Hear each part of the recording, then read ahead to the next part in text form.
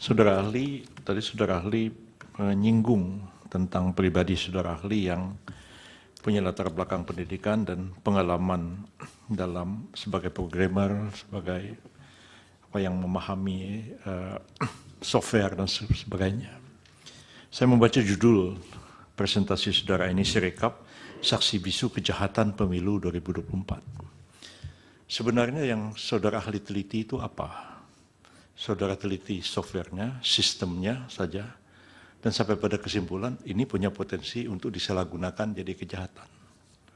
Atau memang saudara ahli ini betul-betul meneliti Sirekap ini, bagaimana masukan data dari awal sampai akhirnya, dan ahli bisa membuktikan secara empiris bahwa kejahatan itu memang terjadi, sesuai dengan judul yang saudara buat. Kalau hanya saudara meneliti software sistemnya, apakah cukup alasan Anda mengatakan Sirekap saksi bisu kejahatan pemilu 2014? Apa yang sebenarnya saudara sudah teliti? Keaslian ini nanti juga bisa dilanjutkan, nanti buktinya bahwa itu bisa berubah, tidak terkendali, dan berapa banyaknya saya tidak bisa bayangkan, karena itu terbuka. Ibaratnya pintu rumah dibuka, nggak ada penjaganya, karena validasi juga tidak ada. Nanti Pak Hairul Anas mungkin bisa membuktikan, Yang Mulia. Kemudian pertanyaan yang kedua, apa yang bisa ditemukan dalam audit forensik?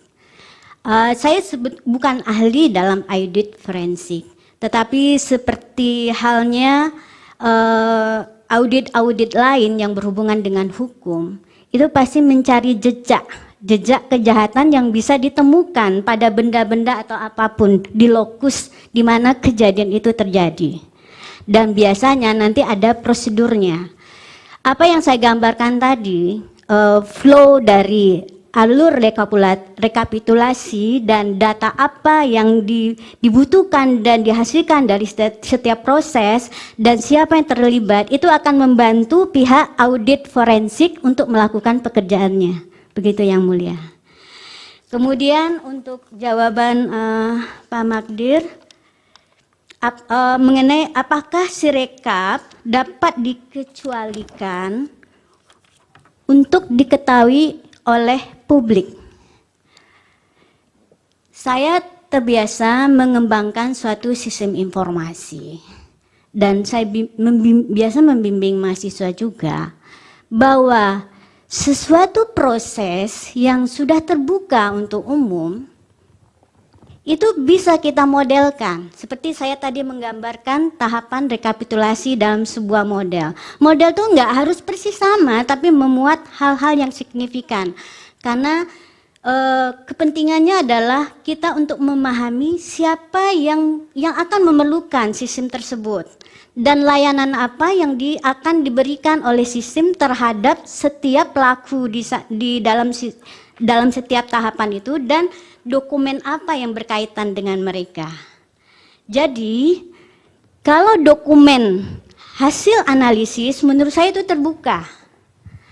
Sebetulnya kalau kita mau bahwa itu harus dijaga, itu adalah kalau memang ada katanya paten. Paten ini adalah paten lebih terhadap pembacaan mungkin ya yang di Sirekap Mobile, bahwa dari hasil foto C1 itu nanti KPPS bisa foto, kemudian software akan melakukan komputasi sehingga angka-angka yang ada itu bisa dikonversi ke data numerik, karena itu kan udah ada kotaknya. Nah, itu akan dikonversi dengan tepat. Nah, karena dia sudah ada paten, saya yakin itu nggak ada problem di sana. Jadi makanya saya menduga ini ada apa? Apa ada yang mensabotase? Download Tribun X sekarang. Menghadirkan lokal menjadi Indonesia.